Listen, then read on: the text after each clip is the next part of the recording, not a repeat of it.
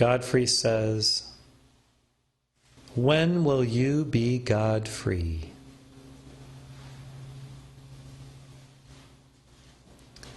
The choice to be God-free is always within the eternal now,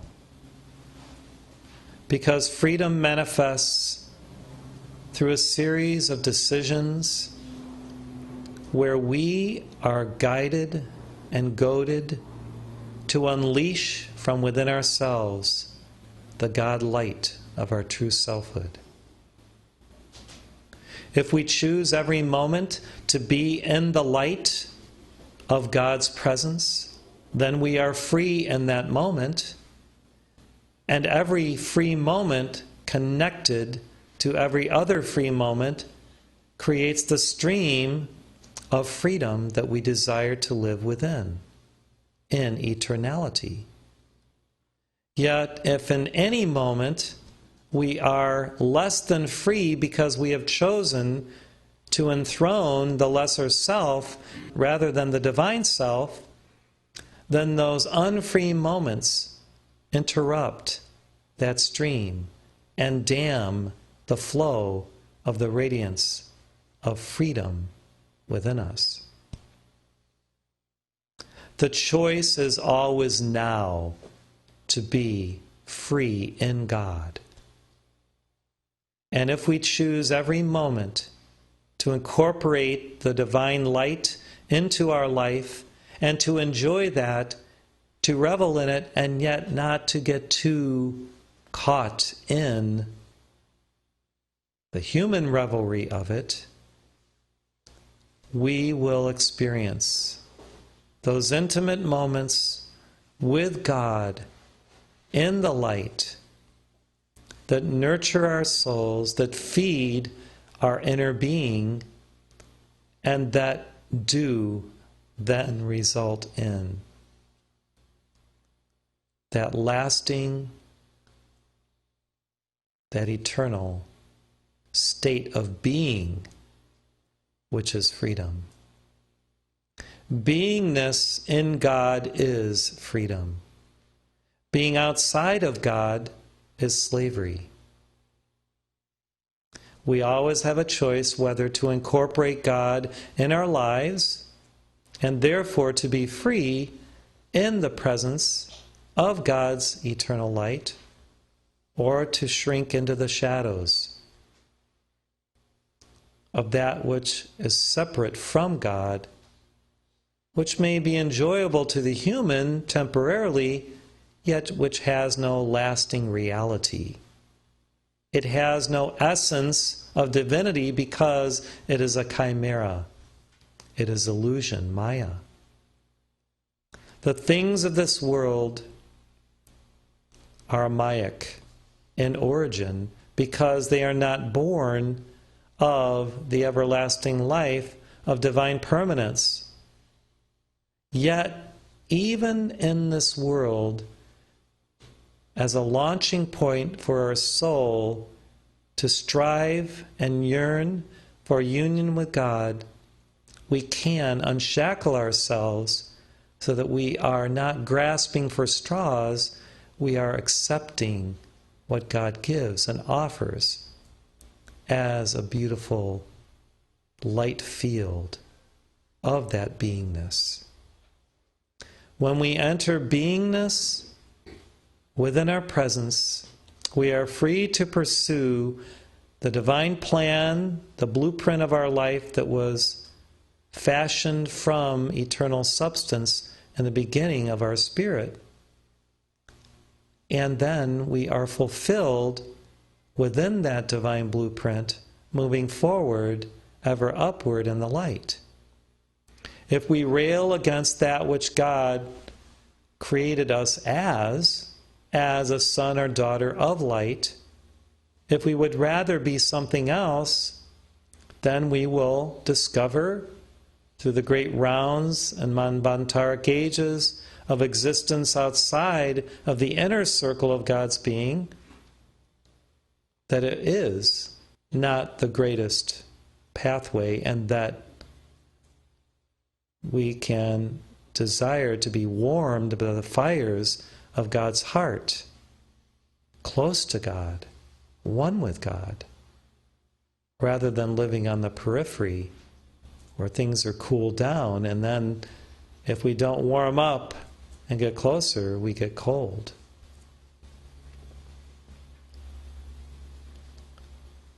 The timing of our self-discovery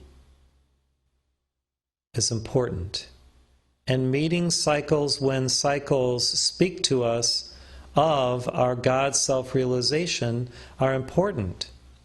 And we plan our lives upon earth so that we will have these opportunities to meet the people with whom we must interact to balance our debts to life so that we can be free. If we have these debts, we cannot be fully free. Our ledger will always be imbalanced with too much debt and not enough assets. If we give and we love and we serve and we sacrifice, we create the assets which will counterbalance those debts and eventually lead to perfect harmony and union with God. Those who would rather surfeit themselves in pleasure know not the joy of self-discovery through sacrificial giving and employing the inner gifts of spirit and a constancy of givingness which leads to freedom. Now, we've all experienced the lesser states of being in this and past lives where pleasure dominated our being and where we were not in that stream of cosmic ideation and blessedness and the beauty and harmony of the Edenic life. Yet it got tired. And as prodigal sons and daughters, we came to that outer point of the periphery of our existence outside of that inner circle, and we finally said, this does not serve me anymore. I don't feel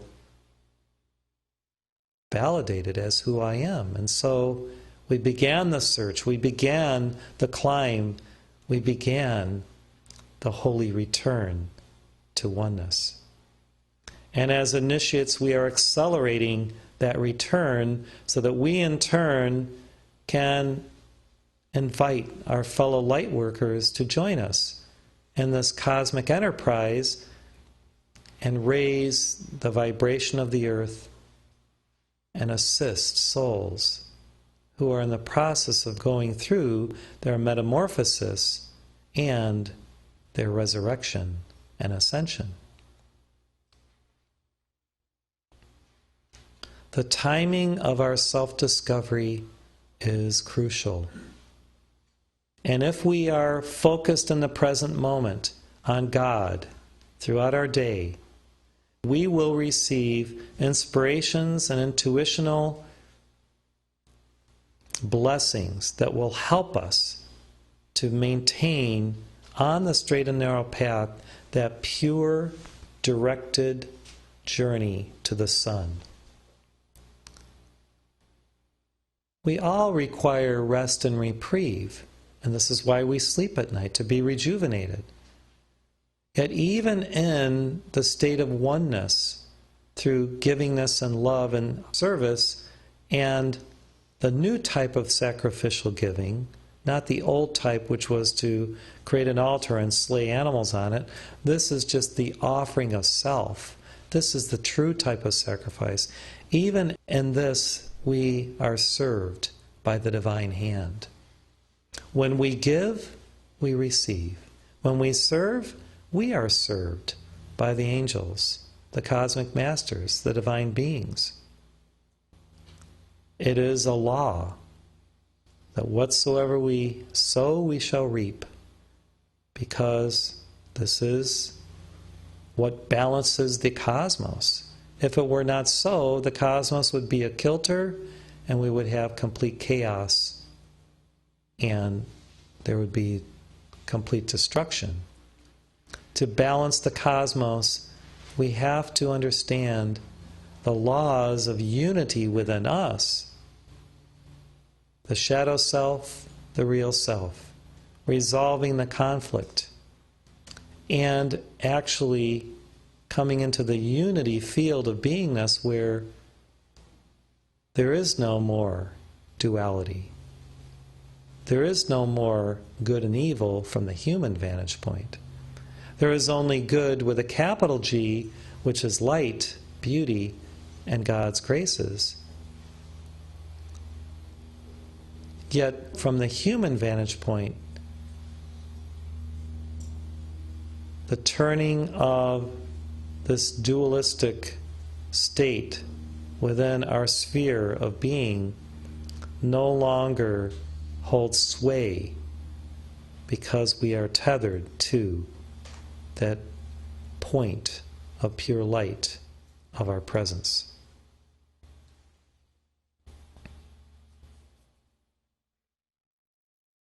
So when will we be free? Every moment that we choose God, that we choose life, that we choose love and light. Because that point of time and space where we choose the blessedness of God is really the point of unlimited divine power, wisdom, and love. We tap into God, and in that moment we are free. And then we live in that freedom. We can't choose today to be free tomorrow because tomorrow hasn't happened. Right? We have to choose now to live in freedom. And then, because of our right choices today, tomorrow, we may maintain that state of freedom. So if you have an issue with a habit pattern that you would like to have dissolved, don't make a projection and say, well, tomorrow I'm going to exercise or choose a right diet, but right now I'm going to just let it all hang out. Because the choice now is the choice where you make the change, the transformation. Every choice allows the eternal to abide where you are when that choice is for and in God.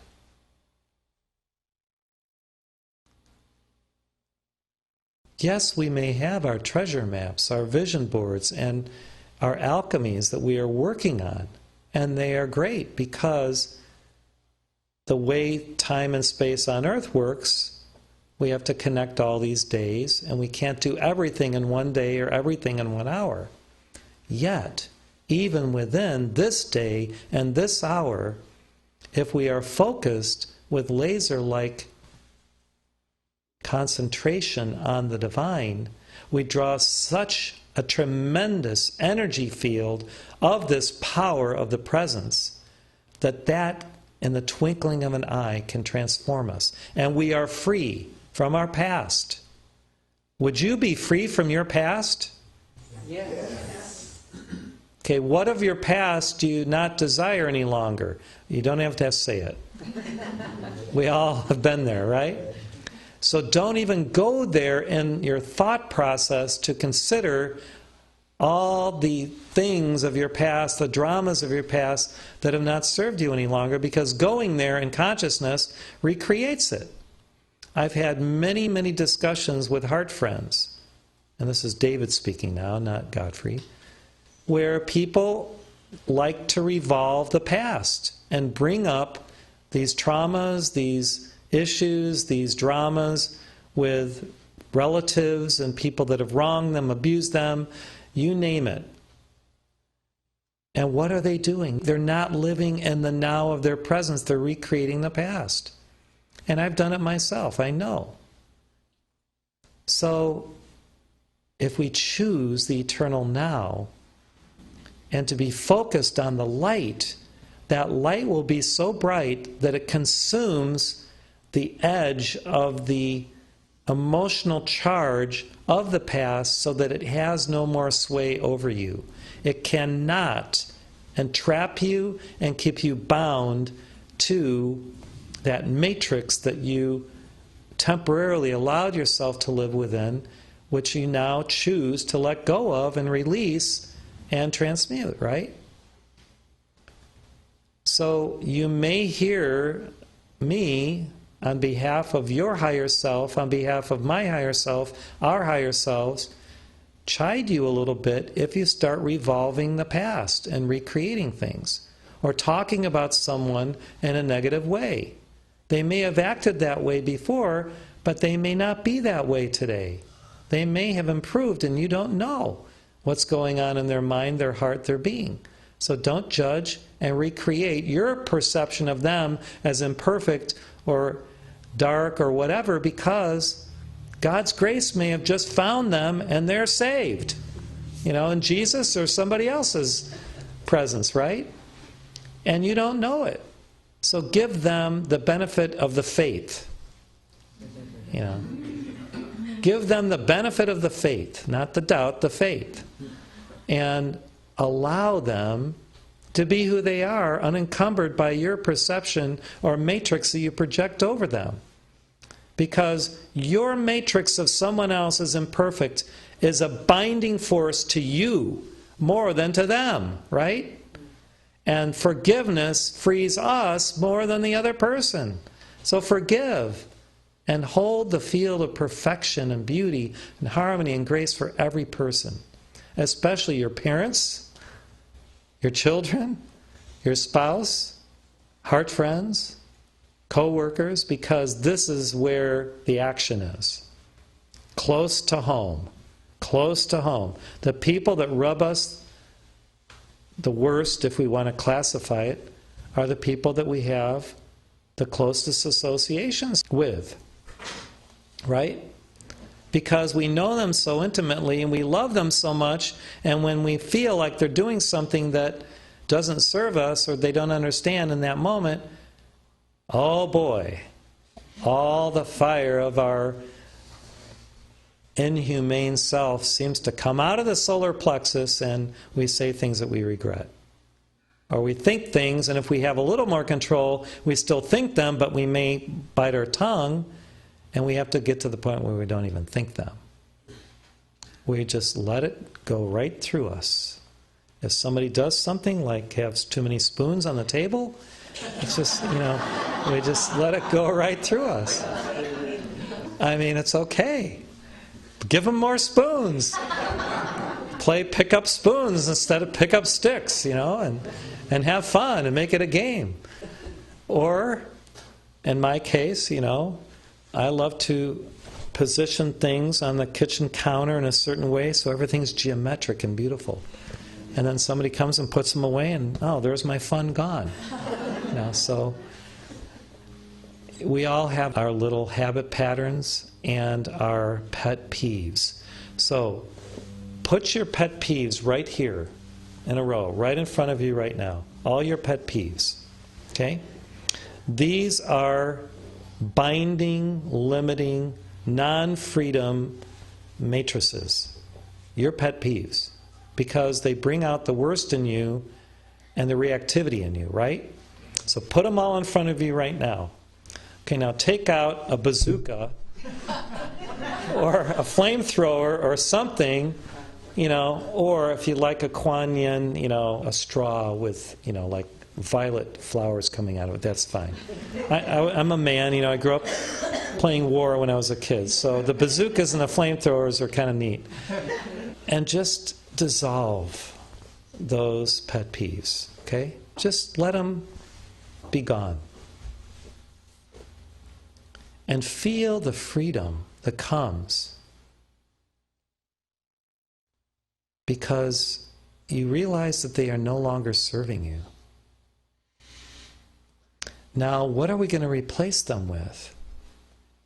The antithesis of the pet peeve, which is something beautiful and amazing that you now relish and enjoy in other people, that you consciously supplant those pet peeves with heaven's graces. And it's a conscious choice. Now, those are the things that you have pet peeves about other people. Now we're going to go deeper inside of ourselves. What are the things that about ourselves that bug ourselves? Where we self-criticize, where we judge ourselves. Maybe the way our body looks, we're losing our hair, or it's turning gray, or those are just the really outer things. Now we're going to go deeper. What are the things about maybe the feelings we have that other people in our lives have said things about us and we've actually believed them, or they've gone into our subconscious and we actually haven't done the inner work to dissolve what other people have said that we actually now believe about ourselves. So let's work on these and do Song 100, Heal with Ho'oponopono, to actually root out these self-limiting subconscious patterns which are absolutely unreal. They are not you, they are not part of you, and you don't deserve to have them anymore in your aura or in your subconscious, right? You don't deserve it, because we're here to be free today. And Godfrey's sharing this alchemy so we can look squarely at some aspects of our lives and really choose now to be free. So this powerful alchemical prayer and song, when you truly understand the dynamism of it, is so phenomenal that in 5 or 10 or 20 minutes you can actually help another person to be free, and you can actually free yourself. The alchemy, though, is inside of you. When you work on yourself, you help both yourself and the universe. We're not going to dwell on these negative self-talk things. We're just going to observe them temporarily enough to then let them go and to free ourselves from them. Okay? So here we go. Just take a moment to pause and consider what you would like to permanently release, have transmuted, and never again speak about or be part of yourself. And then, with all the love of all the masters in heaven, through these 4 sacred phrases, I love you, I am sorry, please forgive me, thank you.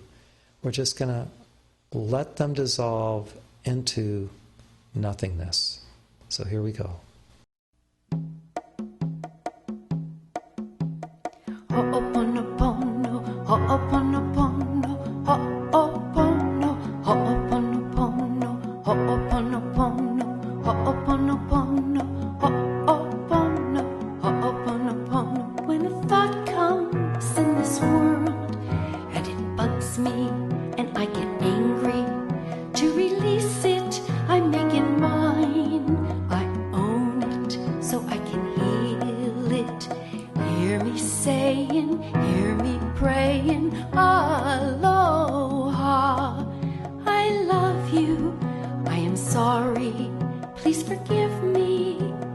Thank you, I love you, I am sorry, please forgive me. Thank you, enjoy. Thank you, enjoy. Connecting to the divine. Clean, clean, clean up to shine. I love you, I am sorry, please forgive me. Thank you, I love you, I am sorry, please forgive me. Thank you. Ho'oponopono, ho'oponopono, ho'opono, ho'oponopono, ho'oponopono, ho'oponopono, ho'opono, ho'oponopono. When I'm feeling in this world frustrated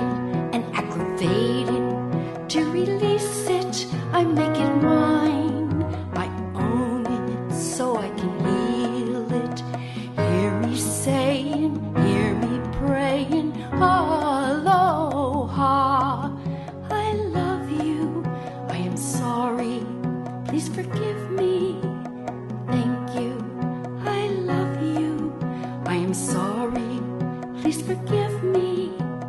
Thank you, enjoy. Thank you, enjoy. Connecting to the divine. Clean, clean, clean up to shine. I love you, I am sorry, please forgive me. Thank you, I love you, I am sorry, please forgive me. Thank you. Ho'oponopono, ho'oponopono, ho'opono, ho'oponopono, ho'oponopono, ho'oponopono, ho'opono, ho'oponopono. When events come in this world, rub me wrong, and I judge them. To release it, I make it mine. I own them so I can heal them. Hear me saying, hear me praying, aloha. I love you, I am sorry, please forgive me. Thank you, I love you, I am sorry, please forgive me. Thank you, enjoy. Thank you, enjoy. Connecting to the divine. Clean, clean, clean up to shine. I love you, I am sorry, please forgive me. Thank you, I love you, I am sorry, please forgive me. Thank you. Ho'oponopono, ho'oponopono, ho'opono, ho'oponopono, ho'oponopono, ho'oponopono, ho'opono, ho'oponopono, ho'oponopono, ho'oponopono, ho'opono, ho'oponopono, ho'oponopono, ho'oponopono.